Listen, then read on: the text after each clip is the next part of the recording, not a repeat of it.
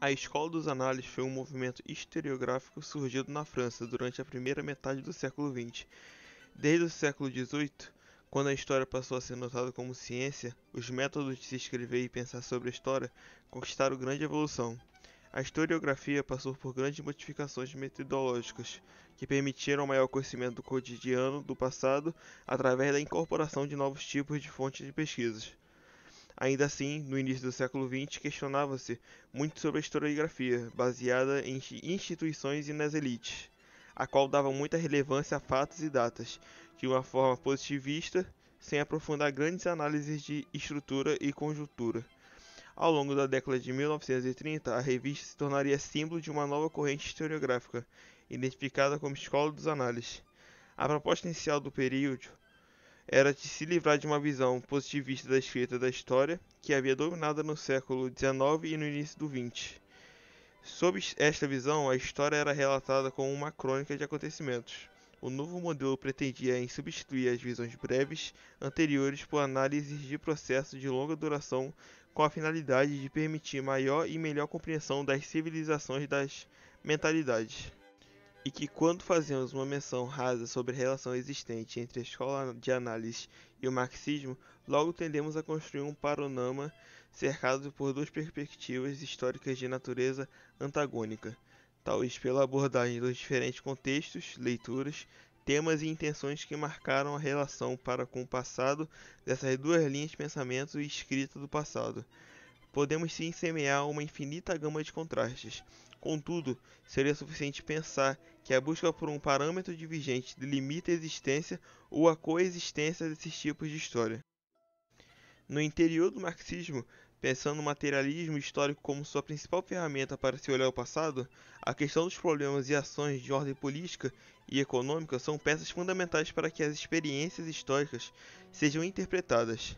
Em certo modo, conforme aponta os críticos do marxismo, existe uma relação de subordinação entre o eixo político e econômico, sob as demais nuances e fatos que se integram a uma determinada experiência histórica. Sendo assim, tudo que escapa dessa baliza fundamental, na verdade, se mostra de algum modo contaminando ela, por ela. Longe de ser uma simples espécie de equívoco que visita todas as obras de perspectiva marxista, o forte interesse pelo âmbito político-econômico prestigia não só a postura coerente com a relação ao aparato teórico marxista, bem como diáloga com várias noções de história que se mostraram vivas, principalmente no século XIX. Nesse período, em suma, notamos uma forte presença da razão iluminista pautando a busca por um conhecimento comprometido com a nação de progresso. Sob tal aspecto, o marxismo singulariza por apresentar uma espécie de progresso comprometido com a possibilidade de transformação profunda de seu tempo. Para muitos, a noção de progresso e a força do eixo político-econômico atestaria a pesada acusação que o marxismo propunha uma compreensão do passado através de matizes bastante conservadoras e comprometidas com seu tempo. Afinal, mesmo não tendo as mesmas convicções e expectativas com positivistas para com o passado, utilizavam-se de formas de compreensão do processo histórico tão ou mais rígidas.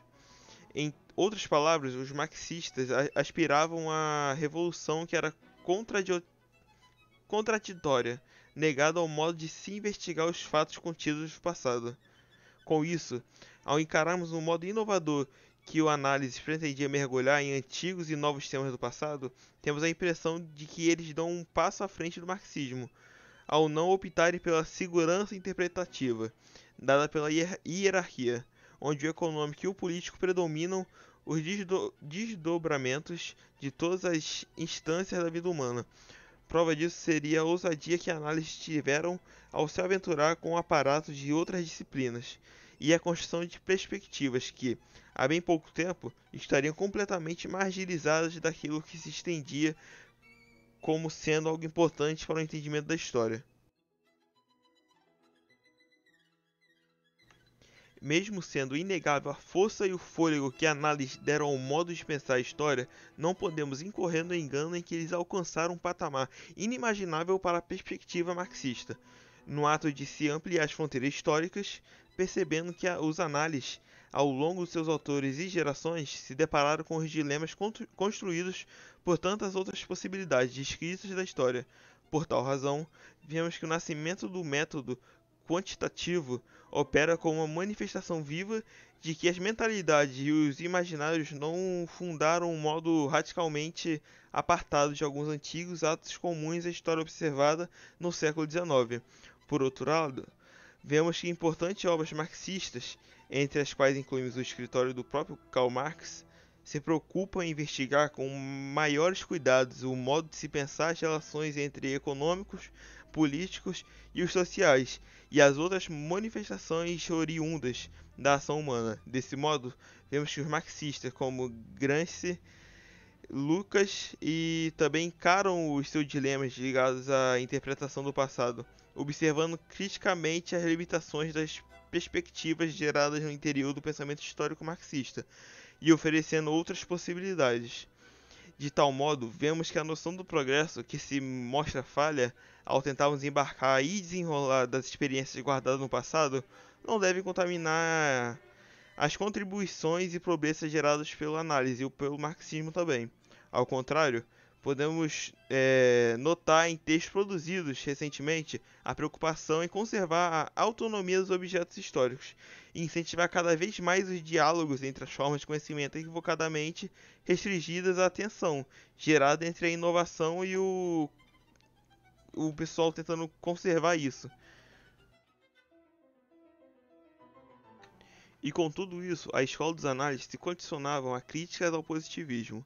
Ela deixa de trabalhar a história como um evento para trabalhar como um processo, numa posição da verdade totalmente subjetiva, sob um posicionamento marcado pela ampliação das fontes históricas, passando de uma narrativa histórica política para uma narrativa com predomínios econômicos, sociais, políticos, cotidianos, mentais, culturais, que constituem uma determinada sociedade humana. Mas o que foi o positivismo?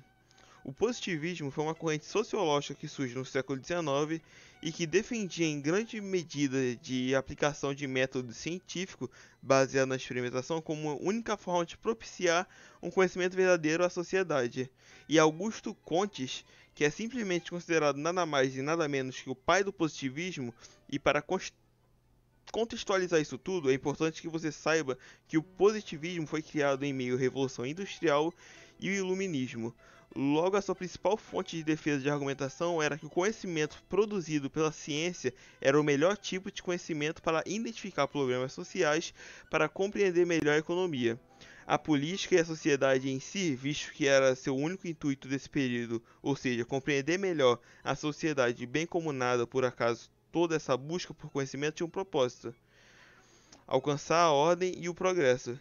E desses dois termos, eu tenho certeza que você já ouviu falar disso. E se você pensou na bandeira do nosso país, acertou. Esse conceito está presente na bandeira do Brasil, trazendo consigo a ideia de atingir a ordem e o progresso através da ciência. E voltando ao filósofo francês, Comte observou o processo de formação dos grandes centros urbanos.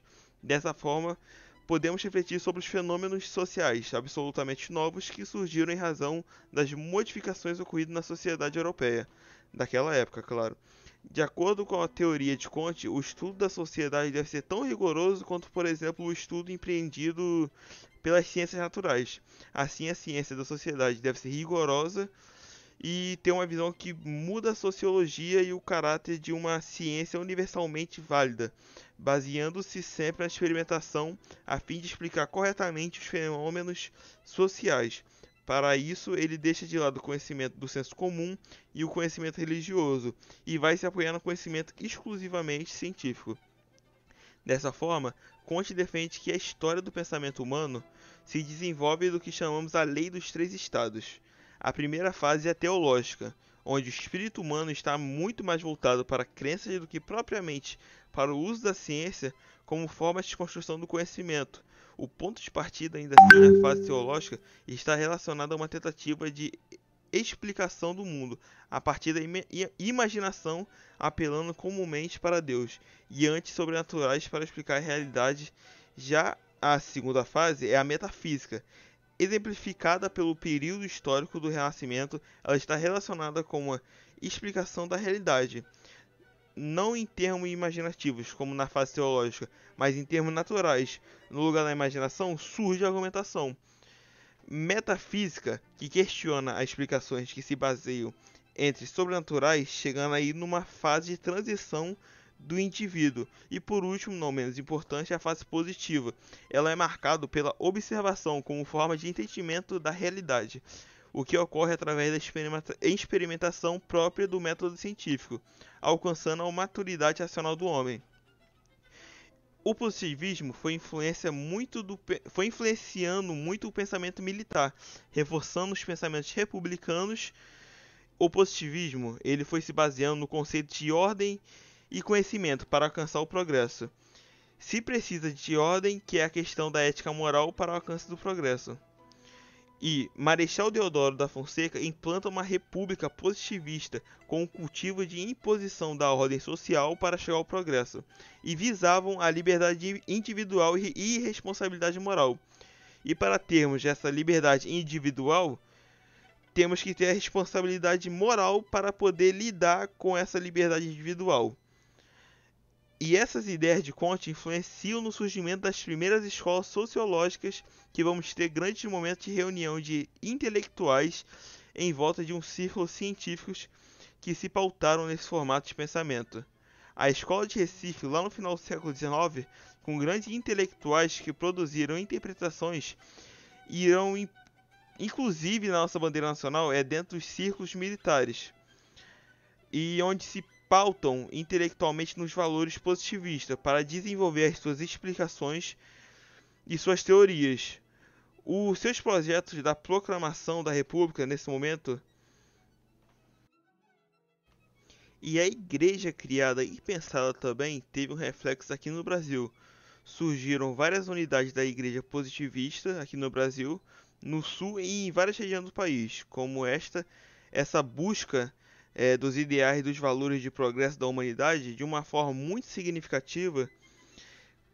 Com esses pensamentos, causam primeiras grandes explicações que nós temos sobre compreensão da sociedade brasileira influenciado por esse pensamento. Eles marcam uma abordagem muito pesada sobre a nossa questão social. Na presença do darwinismo social, que é aquela ideia de evolução da sociedade atrasada nos grupos sociais, dá uma forma muito forte e clara nesses intelectuais.